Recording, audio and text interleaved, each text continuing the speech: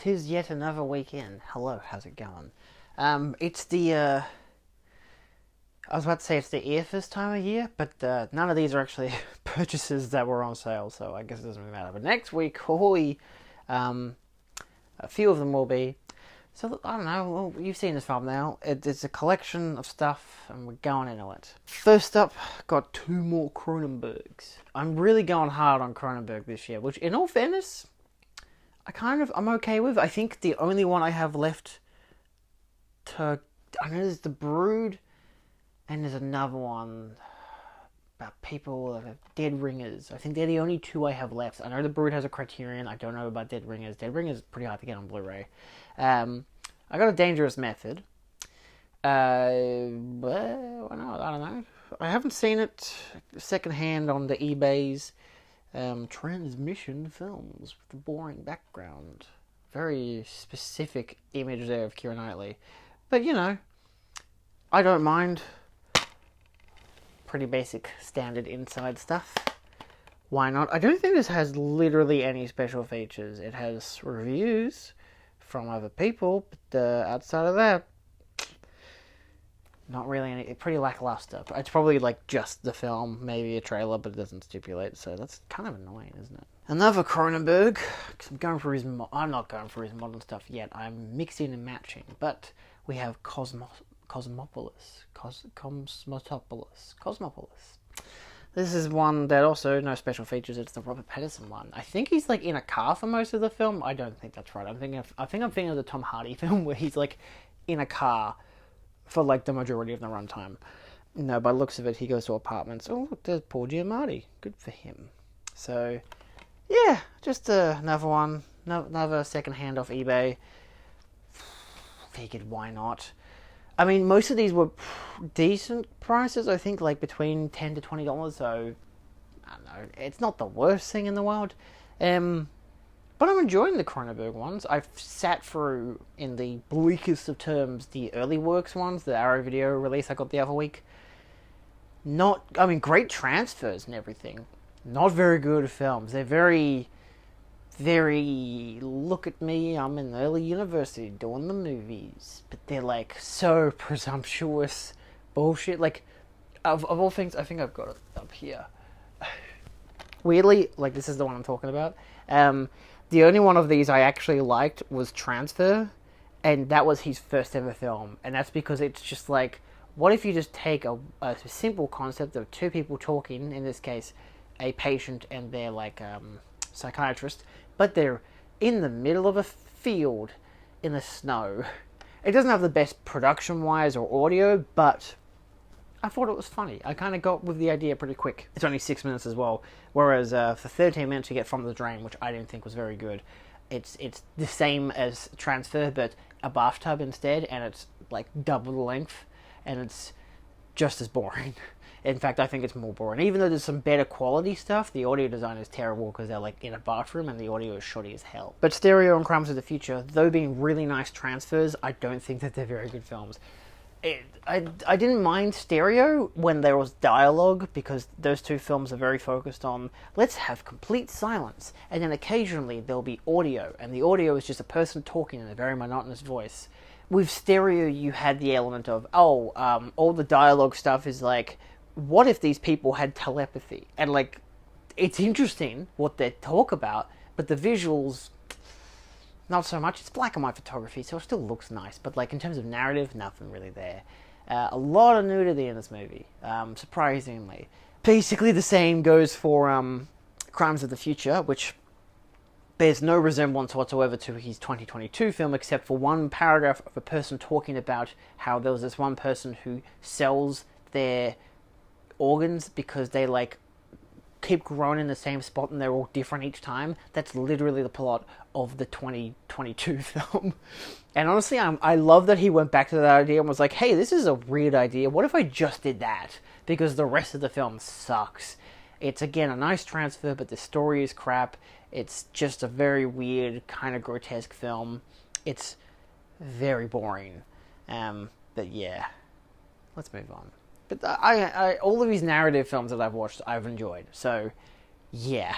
It's just one of those things where he's got a pretentious level to him as an art school student, which I think definitely has evolved into some of his more further later stuff. But at the same time, I don't really mind. It's got more of a tongue-in-cheek nature to it. Also, there's a lot of... It's one of those things of you look at his early films and you're like, oh, I can see where the ideas started from. Like, they're clearly there in Stereo and Crimes of the Future. Not really in the other two films, but there are elements, very small elements that proceed into his later films, but it's very much you can see the seeds and they're growing, but it's like, yeah, but if I wanted to see seeds in them grow, I'd watch David Lynch's short films. They're just crazy shit because he had money and was like, hey, what if I made this painting alive? The movie. It's great. Like, they're all just weird shit, and it's so fun to watch because they're bizarre. They're just little surreal pieces. Anyway, talking about a surreal piece, I got as per suggestion, I believe, by one of my subscribers, actually. Someone had suggested this, which is Burial Ground, the new 4K from 88 Films, and Zombie Holocaust, I think it is. Zombie with an I, not an I-E. But that comes out next month, which I actually might get, because honestly, it sounds pretty cool. This comes with a sleeve, which is actually nice. It's thick, it's glossy, it's a big O card. You get some great shots there, as well as it emphasizes all the special features. So yeah, limited edition, this is the limited edition release. Slipcase and A3 fold-up poster with artwork by Devin Whitehead, booklet notes with new writings on the film by Martin Bain and Daniel Burnett, 4K restoration from the best surviving element, 35mm blow-up in a positive. It looked really good, except for the nighttime sequences, but that was because of the lower light, but the daytime sequences looked tremendous.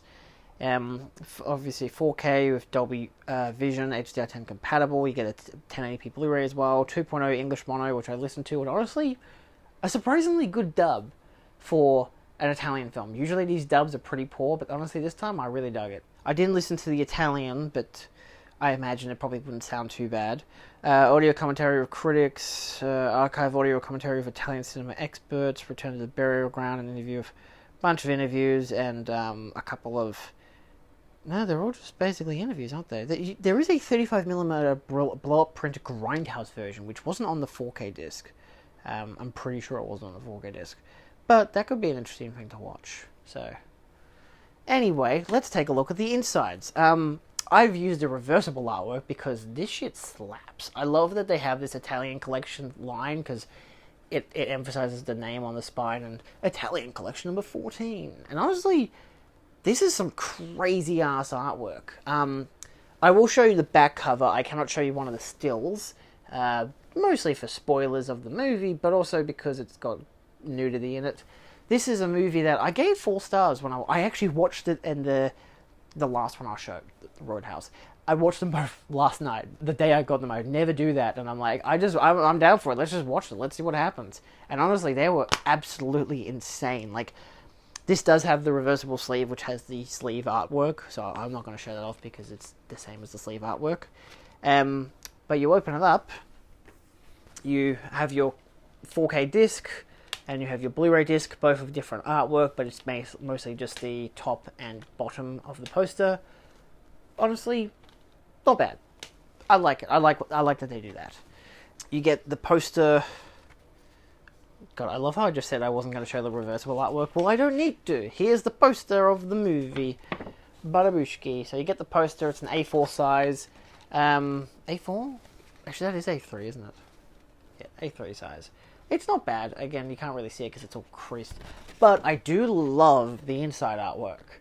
So I kind of like how they don't actually have this as artwork to show on the case, which I'm okay with, actually. I think maybe a big, scary face would maybe put some people off. But at the same time, I do like that artwork a lot more. But it is what it is. But they do re-emphasize that through the booklet as well, which is a very nice booklet. It's nice design works as well. It does actually say, because you might notice that doesn't exactly say Burial Ground in Italian. Hey, you're right. Good job. You know Italian. No, this is The Night of Terror, because the movie is called The Night of Terror. I have a video coming out soon which talks about different movies with different titles. This is one of them. Night of Terror. I don't know why it's called The Night of Terror. It's nighttime for like 20 minutes in the movie, and the runtime is like 85 minutes, so it's very weird, but that's okay. Yeah. Classic book, giving you all the stuff that you love. Here's all this great stuff. This is technically known as Zombie 3 as well, but yeah.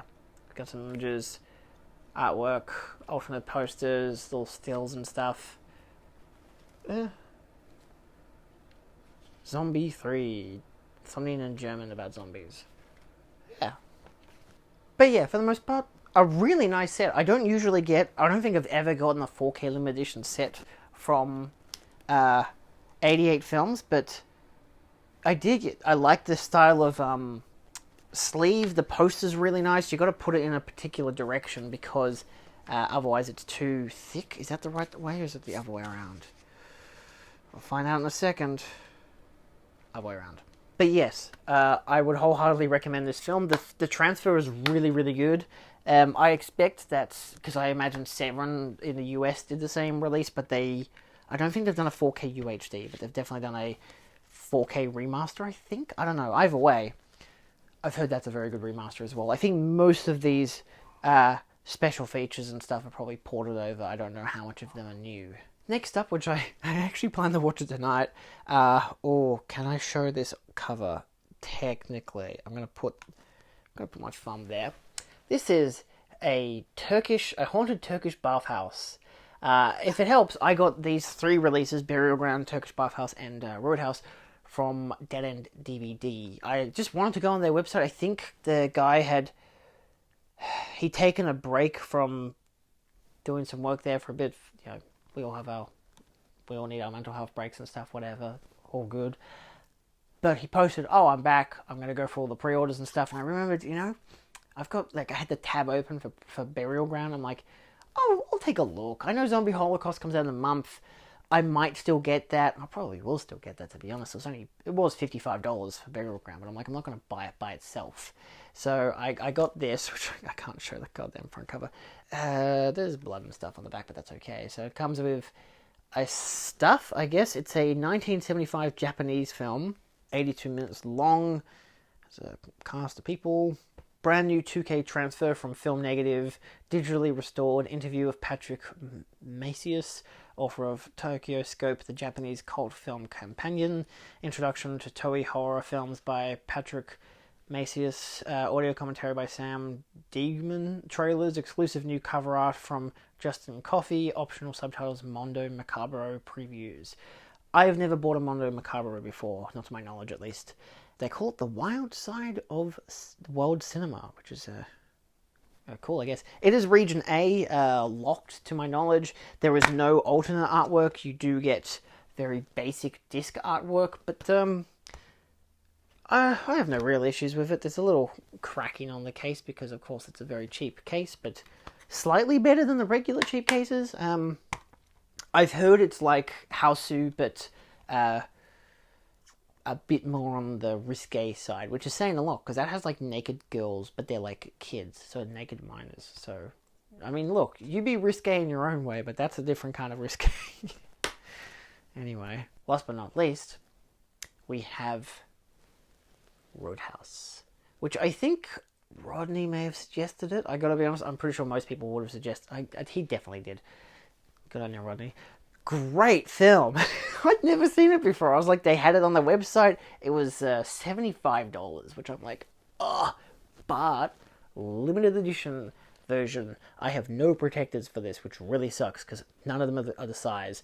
So yeah, you get the title on the spine, same on both sides. You get some gloss for obviously on the title there, and Patrick Swayze's name at the top. Get some more artwork on the back. Get some more gloss and shine to it. I actually don't mind holding on to this because it's the kind of set that I'm like, yeah, it's alright. It's got some indents on the top and bottom, which is fine because, of course, it look at that. Clasps open. And you get some inside artwork, and you get a little sleeve, which takes out. It's probably not actually meant to be like that. It's meant to be buried between. But you get the Double Deuce live music. So more artwork. You get your booklet, which has Patrick Swayze, some artwork from the movie, tells you was this the rules? No, this is just the thingy, the tagline thingy. But opens up immediately, shirtless Patrick Swayze. Very nicely made book too, as well. I haven't actually read through this, but I imagine it would be a very good read. But it's, yeah, so high quality. The images are gorgeous, just amazingly made. Having now seen the movie, it's actually fun to look through this and be like, not really spoilers, doesn't matter, I don't know. I'd never seen it. I took a look at the transfer because I was like, I really want to watch it. I mean, I wanted to watch it anyway, but I wanted to take a look at the transfer. And, yeah, Roadhouse is an easy movie to mock. I don't know why, it's so fucking good. It's a very macho movie. I feel like for me, it's like the better version of Top Gun. Because Top Gun's a very macho but popular movie. I mean, this has a literal monster truck in it, as you can see there. Who gives a shit about jets when you have monster trucks? Honestly. You know, it's a classic, the quiet guy who's really tough, gets all the babes, but doesn't need to, you know. He knows his own self-control, he knows his own worth, and then the bad guy is capitalism, so wonderful. You know what's going to happen, basically, from the get-go. It's a really, yeah, just essay upon essay, more images and essays and stuff. It was kind of weird watching this because you get to a point where the double juice actually becomes cleaned up and stuff, and like they just don't really emphasize it. He just walks in, and I thought he walked into a different bar, like where maybe like his friend worked or something, and it turns out no, that's just the double juice. Because I'm like thinking, that bouncer looks like the bouncer from the double juice. What's going on? And suddenly it's like, oh no, it's been like a small period. I don't know, maybe it's been like a few weeks. I don't think I had a title card. Maybe I blinked and missed it or something. But they just cut to he has a meeting with the bad guy capitalist dude who's like, I want you to work for me and to let the double juice rot. And he's like, bugger off, jackass. And then he leaves. And then he gets there the night and it's packed. They're clicking in all the people, making sure everyone's appropriately aged and dressed. The whole place is packed, and suddenly the place looks wonderful. It's like, what the hell happened? This place was a bloody shit show like 10 minutes ago, and now it looks great. What happened? I mean, obviously that's a good thing, but this is like the hour point in the movie, so it's like, okay, the first half, it's done. He doesn't need to be here anymore. He can go home now. Or maybe he'll stay. Maybe he likes the people. Maybe he likes the town. Maybe he likes the girl. Roadhouse. This is the sleeve again. You get some nice... is that embossed? Embossed means it comes out. Debossed means it goes in. But yeah, some slight embossing as well as on him actually as well, which is really cool. It's like the theatrical poster. You get the title on the spine, on both spines. I've never watched the Vinegar Syndrome before, so that was also very new to me because it emphasizes the Vinegar Syndrome. It's actually when you play the movie, it's the opening and closing credit of the whole thing, which is really interesting that they were allowed to do that. But I mean, I imagine if Criterion can do it, why can't Vinegar Syndrome? So, I mean, I guess, like, does Arrow Video... No, already at Films, they don't do that. They, like, emphasize their logo on the disc. Again, more embossing and debossing and, well, just embossing. It's subtle, but it's nice. Then, yeah, push out the sleeve. I do have a lot of standard releases which come with sleeves like this for Vinegar Syndrome stuff. I've actually used the alternate artwork, which is the main artwork. You get the inside as the back as well, which emphasizes all the details. There's a lot of text there, so I don't know if it's really worth your time to pause it, but try to get up close. If you want to pause it, you're welcome to. The Blu-ray is region A, but of course the 4K is region 3. Same as Burial Ground region... Actually, no, it's region B, my bad. Burial Ground's the opposite. Region B Blu-ray, but all region 4K. This is, the 4K disc doesn't come with any special features, but it does stipulate that it contains the feature presentation of Roadhouse presented in HDR and newly restored from its 35mm original camera negative with following sound options: 5.1 surround sound mix, really nice mix. 2.0 stereo, I imagine that would sound good as well, but I was very happy with the 5.1. Commentary track with director Rowdy Harrington, and a commentary track with filmmakers and Kevin Smith and Scott Mosier. Also included are 2 Blu-ray discs. Number 1 features everything on the 4K UHD, plus more special features, and same as disc 2 is a bunch of special features, mostly documentaries, featurettes, interviews. Yeah, just a whole bunch of stuff. But it's a really... I like to have like a slim Blu-ray, but my main criticism was the fact that these cases can be a bit dodgy. So this is the Blu-ray disc. The 4K disc was here, but this comes out really, like, picks it up just like that. I didn't even need to click on it. It just comes out immediately. So I figured because that's the one I'm not going to watch, I'm happy to leave it in the dodgier space kind of deal. This one also is in a very good spot. I think it's just these clasps. They're very, very delicate, I guess. But that's got all the special features. It does emphasize disc 2 on the little spine. The 4K just says 4K UHD. I've put it in the one spot that it actually clicks into. And yeah, again, reversible artwork is available.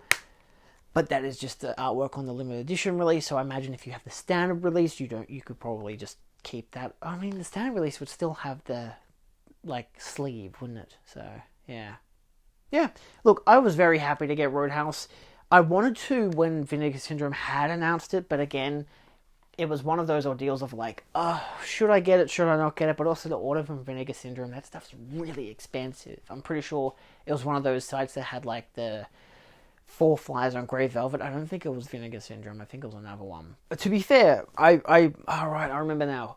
I wanted to order from that website during like their Halloween sale or some shit, but it was too expensive. My mate was like, hey, I want to order from this website, but that was Vinegar Syndrome, which I did get some releases like the Scarier 61st, the Incredible Melting Man on 4K. I think I got 2 or 3 releases from them. I haven't watched any of them yet. So this is my first of Vinegar Syndromes, and already amazing. Like, this has been a limited edition release. It looks incredible. It's got a great structure to it. The film looks immaculate. Like, having watched Burial Ground and being like, this looks really good, even though the nighttime scenes were not great, but at the same time, it's because it's like lower light, you know, less light means less image, obviously. And then Roadhouse was like, oh, director of photography, Dean Cundy. And I'm like, you gotta be kidding me. This is gonna look fantastic. And to be honest, it looks fantastic. It is one of the cleanest 4Ks I've seen. And to be fair, I think, because I watched Bridge on the River Kwai the other night for the first time on 4K, and that was like, that 4K blew me away. I'm like, this is one of the best 4Ks I've ever seen. But honestly, these are all really top quality 4Ks. It's shocking in a way that boutique labels are able to get away with the best looking 4Ks. Like, Bridge on the River Kwai still looks fantastic. Genuinely fantastic, they all do. So it's like, yeah. I know a lot of people say Lawrence of Arabia is like the best looking 4K, but I gotta be honest, these 3 are really, I think, are kind of better in a way. But that's just me, I guess. Cool. I'm actually really happy to have watched some of these. Like, I like watching them to give you an impression of what I actually thought of them, because most of the time it's, look at how cool the packaging is, and that's usually the gist. But I don't always have the time to watch a lot of these films because I'm busy. I have work, I have stuff to do, I got a household to take care of. It is what it is. But yeah, I really enjoyed watching Burial Ground. I really enjoyed watching Roadhouse. I'm very excited to watch the Turkish Bathhouse and even the Cronenberg films. So, yep. See you guys next time. Adios. Also, usually if I have watched these, you'll either see them in my Letterboxd, which you link down below, or my end of month, what did I watch in July video. I know last month was really long, but a lot more people watched it, and I don't really mind, because that took me like 2-3 days to edit, just because I had a lot of work on that weekend. But yeah, so far, not so bad. See you next time.